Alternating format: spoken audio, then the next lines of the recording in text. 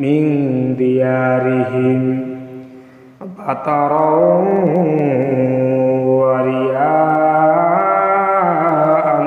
নাস ওয়া ইয়াসাদ্দুনা আন সাবিলিল্লাহ ওয়াল্লাহু বিমা ইয়ামালুনা মুহীত। وقال رسول الله صلى الله عليه وسلم السفر قطعٌ من العذاب يمنع أحدكم نومكم وطعامه وشرابه فإذا قضى طعمته من وجهه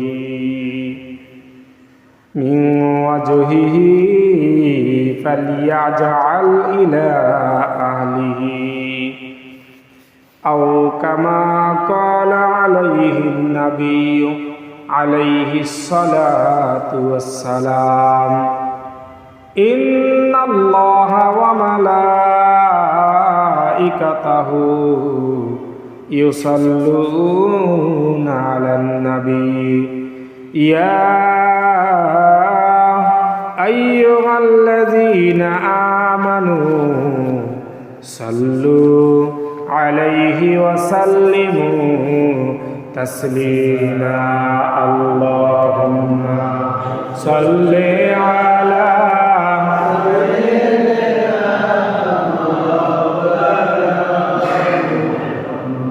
وعلى آل سيدنا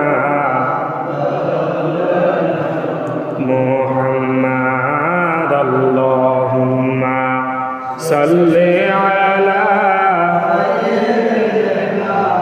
مولانا محمد وعلى آل سيدنا مولانا محمد আরশের নিচে সিজদায় পড়ে কাঁদবেন নবী জারে জার মাফ করিয়া দেন গো মাওলা উম্মত আমার গুনাহগার আল্লাহুম্মা সাল্লি আলা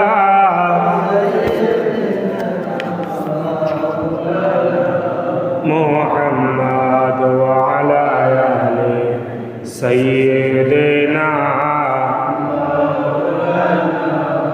محمد بلغ العلا بكماله كشف الدجى بجماله حسنت جميع خصاله صلوا عليه وآله سلموا يا كمال صلوا على صدر الأمين مصطفى ما جاء إلا رحمة للعالمين الحمد لله ثم الحمد لله সম্মানিত হাজিরিন, সম্মানিত আমার প্রাণপ্রিয় মুসলিয়ানে কেরাম, মুরব্বিয়ানে আজম, পর্দায় থাকা আমার সম্মানিত মা বোনেরা, আসসালামু আলাইকুম ওয়া রাহমাতুল্লাহি ওয়া বারাকাতুহু। সর্বপ্রথম মহান রব্বুল আলামিনের দরবারে লক্ষ কোটি শুকর ও সুজুদ যে মহান রব্বুল আলামিন আমাকে, আপনাকে, আমাদের সকলকে আল্লাহ তাআলার হুকুম পালন করার জন্য বিভিন্ন ধরনের বালা মুসিবত থেকে হেফাজত করে, বিভিন্ন ধরনের কর্মস্থল থেকে হেফাজত করে। আজকে একটা জুমার দিন, গরিবের হজের দিন।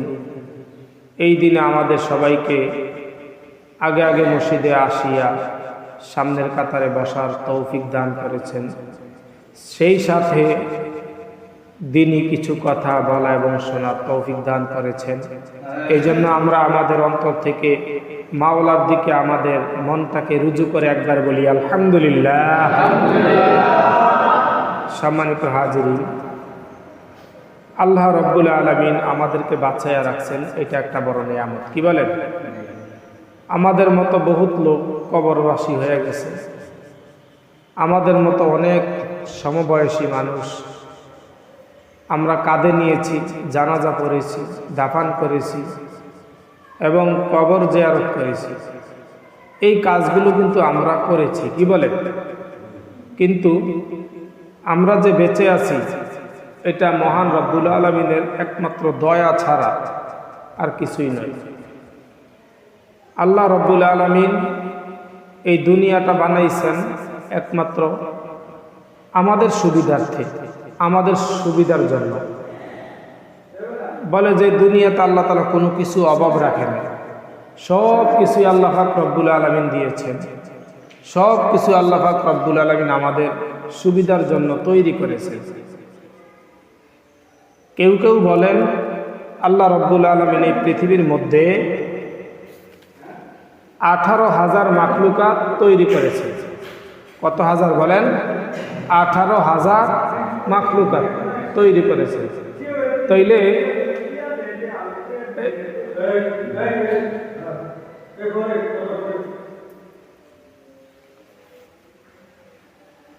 মহান বাড়ি তাআলা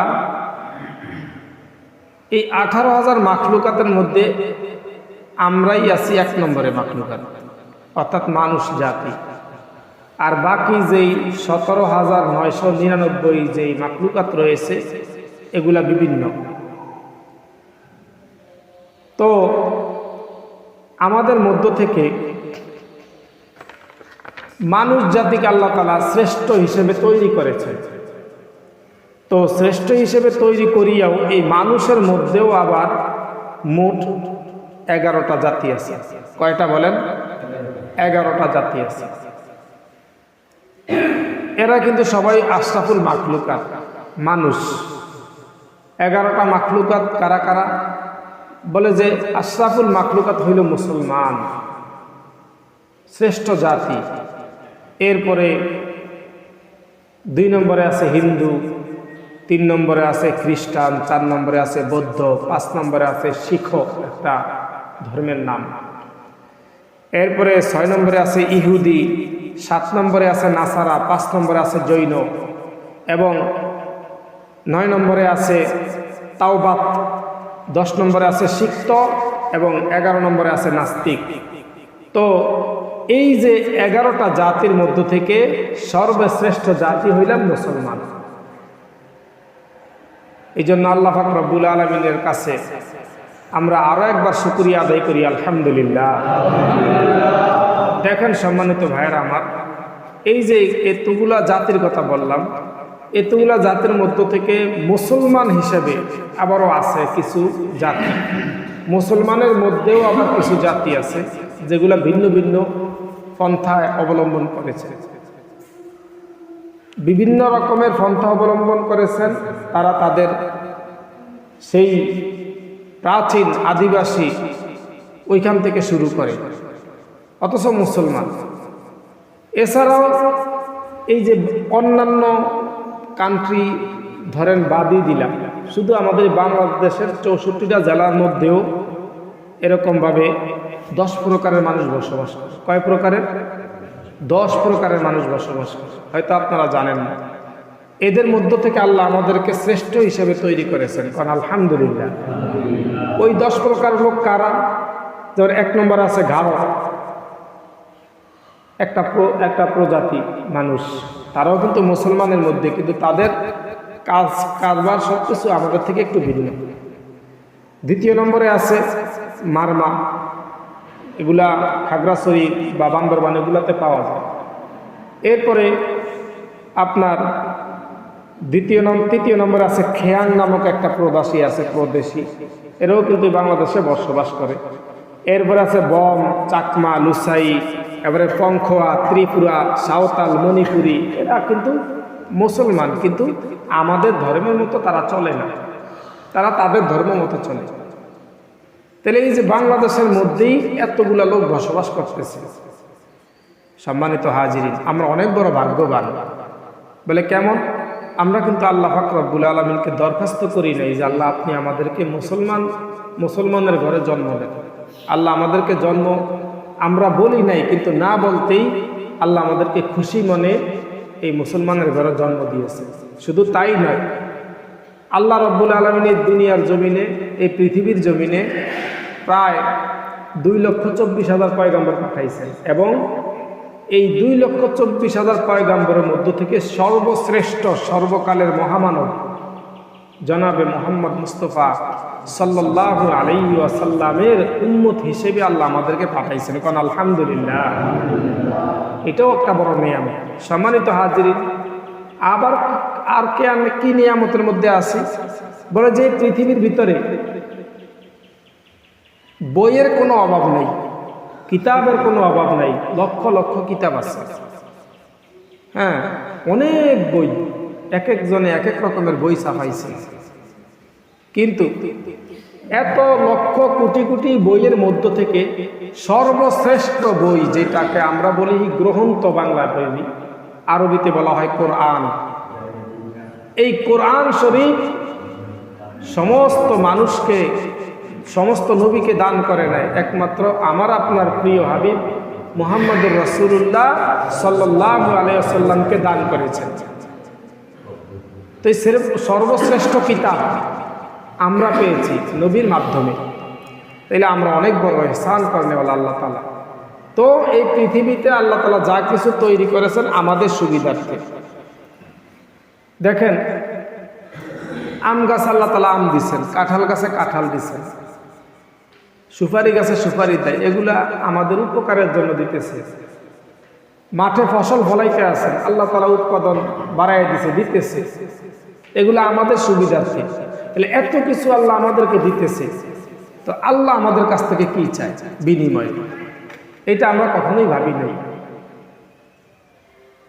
আল্লাহ আমাদেরকে সুস্থ রাখছে, ভালো রাখছে, কিন্তু এর বিনিময়ে আল্লাহ আমাদের কাছে কি চায়? সম্মানিত হাজিরিন, আজকে সকালে একটা কথা শুনলাম। তো গতকাল সন্ধ্যার সময় আমি এক মুদি দোকান থেকে সদাই করছি, প্রায় 1200 টাকার মতো সদাই করছি। সদাই করার পরে সকালবেলা যখন আসতেছি, এই দোকানটা বন্ধ। তো পাশের চায়ের দোকানকে জিজ্ঞাসা করলাম, ভাই দোকান দিয়ে ইলিয়াস দি বন্ধ, ঘটনা কি? ওর নাম ইলিয়াস, ওর কাছ থেকে সদাইটার সাথে খাই। তো বলতে থাকে, হুজুর ওরে রাতের 12টার দিকে অ্যাম্বুলেন্স দিয়ে লয়ে গেছে। কি বলেন? কালকে সদাই করলাম, আল্লাহ মানে তার কাছ থেকে নিলাম, ভালো কথাবার্তা বললাম, বিভিন্ন রকমের কহা, হুজুর ওই আপনার সাইডের সমস্যা হয়েছে, ফেরে কি জানি, এই জন্য নিয়ে আসছে। তাহলে দেখেন, আল্লাহ তাআলা সামান্য কিছু ভালো মানুষ দোকানদারি করছে, সে রাতের 12টার দিকে ভোলা সদর হাসপাতাল। তাহলে আল্লাহ আমাদেরকে কত সুস্থ রাখছেন, ভালো রাখছেন, একটা নেয়ামত দিছে। তো এই বিনিময়ে আল্লাহ আমাদের কাছ থেকে কি চায়? বলে আল্লাহ আমাদের কাছ থেকে চাই কি, যে আল্লাহকে যেন আমরা কি করি, একটু সেজদা করি, মাথা নত হই, মালিকের কাছে কি যেন হই, বলেন, মাথা নত হই। আরে বাবা, আপনাকে একজন মানুষ, আপনি অভাবে আছেন, এখন 2-3 দিন ধরিয়া খাবার দাবার আপনি খাইতেছেন না, কিন্তু হঠাৎ করে একটা লোক আপনাকে আইসা 500 টাকা দিছে আল্লাহর হস্তে। তো ওই লোকটার প্রতি আপনার কেমন কৃতজ্ঞতা হওয়া দরকার? অনেক বেশি না? তাইলে এত অভাবের মধ্যে সে আপনাকে 7-5 টাকা দিচ্ছে, খুশি হয়ে গেছেন। তাইলে আল্লাহ আপনাকে যে নাজ নিয়ামত দান করছে, এ তো আপনিও অবশ্যই কি খুশি। তাহলে এই খুশির বিনিময়ে আল্লাহকে অবশ্যই কি করতে হবে, কিছু বিনিময় দিতে হবে। আর সেটা লিগা কি, আল্লাহকে 5 বার সেজদা করা। কয়বার বলেন? ডেলি 5 বার, সকাল থেকে সন্ধ্যা পর্যন্ত। আল্লাহ বলে নাই যে আপনি সারাদিন সেজদা করেন, এটাও বলে না। দেখেন, পৃথিবীর মধ্যে আল্লাহ রব্বুল আলামিন যখন রাসূল সাল্লাল্লাহু আলাইহি ওয়াসাল্লামকে মেরাজে নিয়ে গেছেন, তখন 7টা আসমান ভ্রমণ করছেন নবী। 7 আসমানেই দেখলেন যে অনেকগুলা ফেরেশতারা এক একজনে এক এক রকমের ইবাদতে আছে। বলে কেমন ইবাদতে আছে? যে কিছু ফেরেশতারা দেখতেছে যে আপনার দাঁড়ানো অবস্থায় আছে, কিয়াম মানে হাত এভাবে ধরিয়া দাঁড়ানো অবস্থায় আছে। আবার দ্বিতীয় আসমান উঠলে দেখলেন অনেকগুলো ফেরেশতারা তারা রুকু অবস্থায় আছে। তৃতীয় এরকমভাবে আসমানে উঠলো, যা দেখতেছে ওইখানেও বহু লক্ষ লক্ষ ফেরেশতারা এরকমভাবে সেজদা অবস্থায় আছে। আবার পঞ্চম আসমানে গেলেন, সেখানে যায় দেখতেছে ফেরেশতারা এরকমভাবে আত্মায়িত সুরতে বসে আছে, মানে ইবাদতের ভিতরে, সবাই ইবাদতের মধ্যে।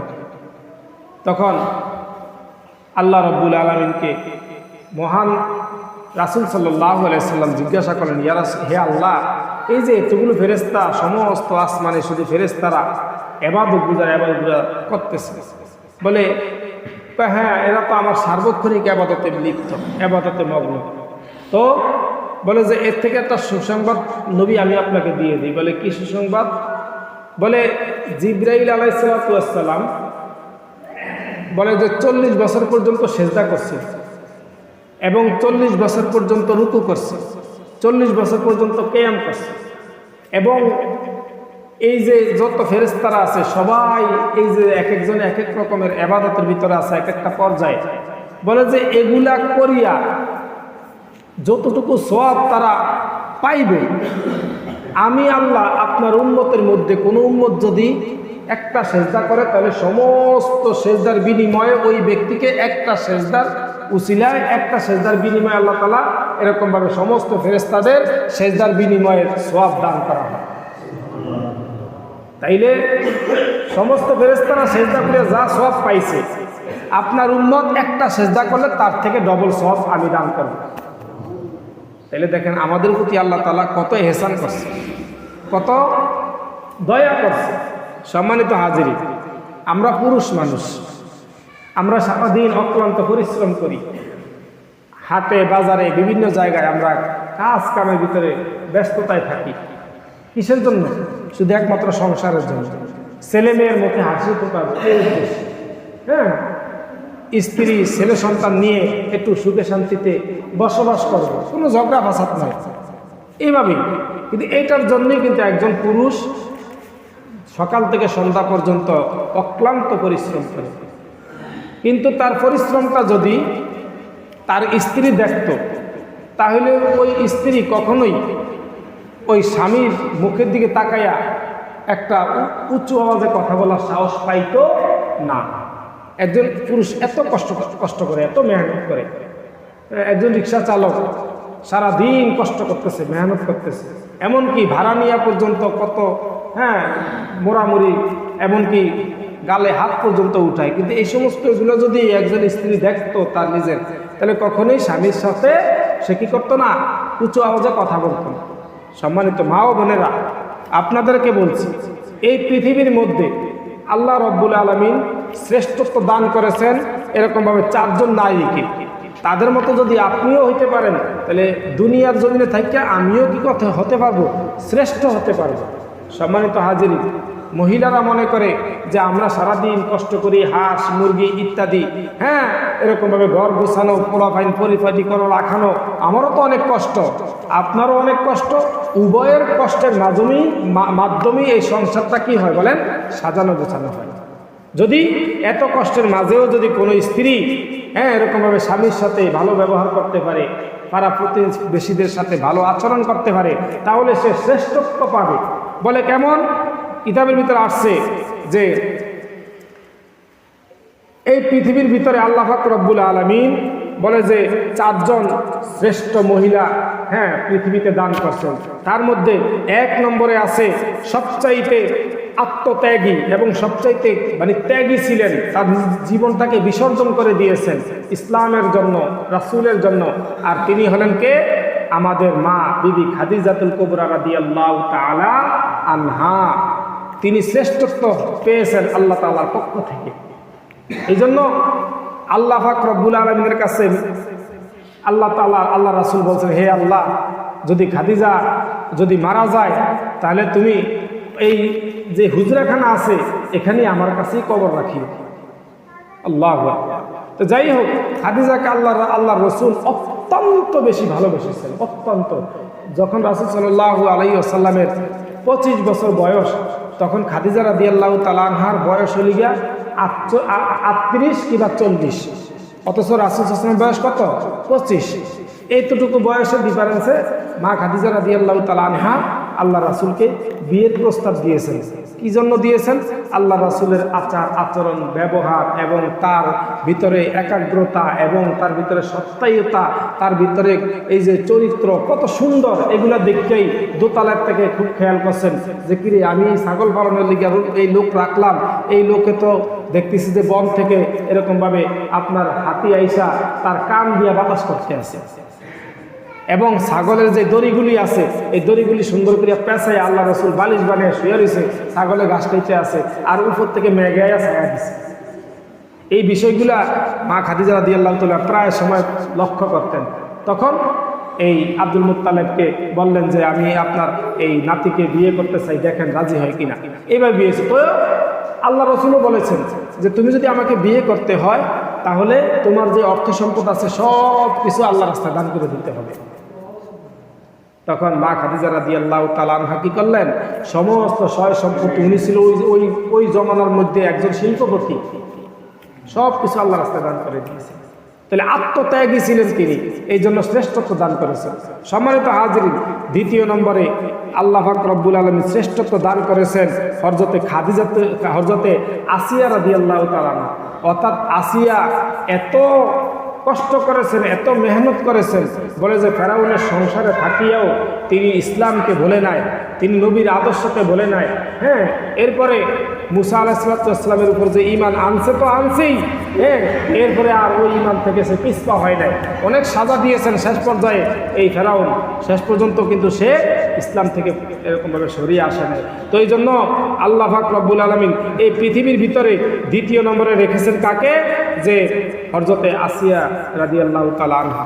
এরপরে আসেন তৃতীয় নম্বরে আছে যে সবচাইতে পৃথিবীর ভিতরে শ্রেষ্ঠতম ছিলেন বিবি রাহিমা। হ্যাঁ, বলে রাহিমা হলো হযরতে দাউদ আলাইহিস সালামের স্ত্রী। দাউদ আলাইহিস সালামের 18 বছর পর্যন্ত যে পোকায় কামড়াইছে, যে অসুস্থ ছিলেন, কিন্তু স্বামীকে ছেড়ে সে কোথাও যায় নাই। তার আত্মীয় স্বজন, তার পাড়া প্রতিবেশী সব কিছু চলে গেছে গিয়া, গন্ধে দুর্গন্ধ, কিন্তু এই রাহিমা কি তার কাছ থেকে কখনোই যায় না। তিনি ছিলেন স্বামী ভক্ত। এই জন্য স্বামী ভক্ত যদি হইতে পারি তাহলে এই শ্রেষ্ঠতম পাবো এই পৃথিবীর জমিনে থাকতেই। এরপরে চতুর্থতম আছে সবচাইতে ঈমানি শক্তি ছিল কে? হযরতে বলে যে বিবি মরিয়ম, বলে ঈমানি শক্তি ছিল তার, বলে ঈমানি শক্তি ছিল মরিয়ম, অর্থাৎ ঈসা ইবনে মরিয়ম, ঈসা আলাইহিস সালামের মা। তিনি ছিলেন এই পৃথিবীর ভিতরে সবচাইতে ঈমানি শক্তি ছিল। এবং এরপরে শেষ পর্যায়ে লিগা সবচাইতে জ্ঞানী এই পৃথিবীর ভিতরে সবচাইতে জ্ঞানী ছিল হযরতে মা আয়েশা রাদিয়াল্লাহু তাআলা আনহা।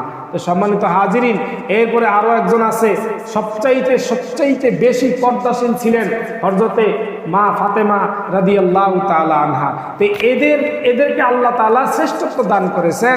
রাসূল সাল্লাল্লাহু আলাইহি সাল্লাম দুনিয়ার জমিনে থাকতেই তাদের শ্রেষ্ঠত্বকে বুঝিয়ে নিয়েছেন। শুধু কেন?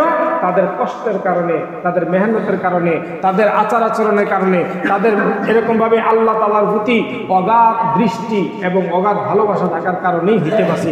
আমরাও হইতে পারবো যদি আমরা তাদের মতো কাজ করি। এই কাজগুলো আমরাও করতে পারি। আমি ইচ্ছে করলে স্বামী ভক্ত হইতে পারি, ইচ্ছে করলে আমি এরকমভাবে মা ফাতেমার মতো পর্দা করতে পারি, ইচ্ছে করলে আমি জ্ঞানী হইতে পারি মা আয়েশার মতো, ইচ্ছে করলে আমি আত্মত্যাগী হইতে পারি, হ্যাঁ, ইচ্ছে করলে আমি এরকমভাবে পর্দা খুশিতে চলতে পারি। যদি আমি এরকম যদি না হই তাহলে এই দুনিয়াও ধ্বংস, আখিরাতও ধ্বংস। এই জন্য বাবাজিরা আমার, এই পৃথিবীর ভিতরে আল্লাহ তাআলা আমাদেরকে অনেক নাজ নিয়ামত দিয়েছে। সারাদিন ক্লান্ত পরিশ্রম করেন, কিন্তু রাত্রি যাপন যখন স্ত্রীর সাথে করবেন কিংবা ছেলে মেয়ের সাথে এরকমভাবে সময় দিবেন, তখন সমস্ত কষ্টগুলো দূর হয়ে যায়। এই যে আল্লাহ তাআলা নিয়ামত দিয়েছেন, কিন্তু এই নিয়ামতের বিনিময়ে আল্লাহ তাআলা আমাদের কাছে শুধু চাই কি? বলে একটু সেজদা করো, আমাকে একটু সেজদা করো, আর কিছু চাই না।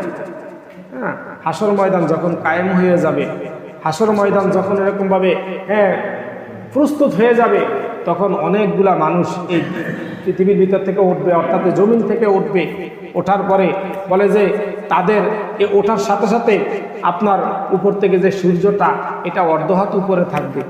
বলে ওই সূর্যের তাপে তার ঘামে এরকমভাবে পুরো জায়গা ভরিয়া যাইবে। বলে এমন ঘাম হইবে, বলে কারো ঘাম তার নিজের ঘামই, তার গাম হইবে কিছু গাম হবে হাঁটু পরিমাণ, আবার তার নিজের গাম এই সূর্যের গামের কারণে তার হবে এরকমভাবে বুক পরিমাণ, কারো হইব গলা পরিমাণ পাপের গাম। এই পাপগুলো এরকমভাবে দেখা যাবে ঘামের মাধ্যমে, স্পষ্টভাবে দেখা যাবে। যখন মানুষ স্বর্ণ উত্তোলন করে, এই যে তেল যখন উত্তোলন করে, তখন এই তেলগুলো কিন্তু মূলত লিগে পানি, এগুলো বিভিন্ন মেশিনের মাধ্যমে দিয়া যেটা অরিজিনাল জিনিস এটা আসতে বাইরে যায়। ঠিক তদ্রুপ এরকমভাবে মানুষগুলোকে যখন নাকি ঘামের দরিয়ার ভিতরে ভাসমান থাকবে, তখনই বোঝা যাইবে যে সে কি পাপ করছে, কি অন্যায় করছে, কি অপরাধ করছে, এগুলা সব ভাসমান থাকবে।